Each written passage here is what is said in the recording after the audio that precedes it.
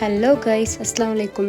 நம்ம ஏதாச்சும் டயட்டில் இருக்கான்னு பிளான் பண்ணுறப்ப தான் இந்த ஃபங்க்ஷன் வீடெலாம் வரும். எங்கள் அக்கா பொண்ணுக்கு தான் ஃபங்க்ஷன் என்னவோ மதியத்துக்கு மேலே தான். நாங்கள் காலையிலே கிளம்பி போயாச்சு.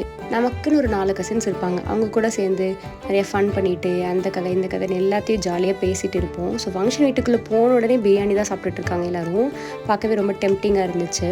ஃபேமிலியில் இருக்க எல்லா ஃபங்க்ஷனுக்குமே நாங்கள் ஃபேமிலி ஃப்ரெண்ட் ஒரு அண்ணனை தான் கூப்பிடுவோம். சின்ன ஃபங்க்ஷன்னாலும் சரி, மேரேஜ் மாதிரி பெரிய ஃபங்க்ஷன்னாலும் அந்த அண்ணன் தான் சமைப்பாங்க. சூப்பராக இருக்கும் அவங்களோட பிரியாணி.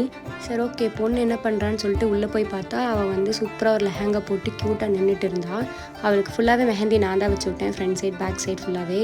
ஸோ பொண்ணுக்கு மெஹந்தி வைக்கிறது ஈஸியான வேலை, உட்காந்து பொறுமையாக போட்டுடலாம். ஆனால் அது கூட ஒரு 4-5 குட்டீஸ் இருக்குமே, அதுக்கு போட்டு விடுறது தான் பெரிய தலைவலி.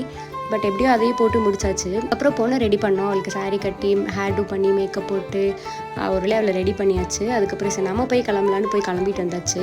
அதுக்குள்ளே பாதி ஃபங்க்ஷன் முடிஞ்சிச்சு. பொண்ணு வேறு அவுட்ஃபிட் மாற்றிட்டா, ஸ்நாக்ஸும் பரிமாறிட்டாங்க. அண்ட் லட்டு பஃப்ஸ் அதெல்லாம் கொடுத்துருந்தாங்க. எல்லாத்தையும் உட்காந்து சாப்பிட்டு இன்னும் கொஞ்சம் கதெல்லாம் பேசிட்டு நெக்ஸ்ட் ஒரு ஃபங்க்ஷன் இருக்குது எங்கள் வீட்டில். அதுக்கு கொஞ்சம் பிளான்லாம் பண்ணிட்டு இருந்தோம். ஃப்ரெண்டாக இருக்கட்டும் கேக் கட் பண்ணாங்க. ஸோ அந்த கேக் கட் பண்ணி அதை எல்லாருக்கும் ஊட்டி விட்டு அவ்வளோதான் கைஸ். வெத்தலை பார்க்க வச்சு ஃபங்க்ஷனே முடிச்சிட்டாங்க. பாய் கைஸ், நாளைக்கு பார்ப்போம்.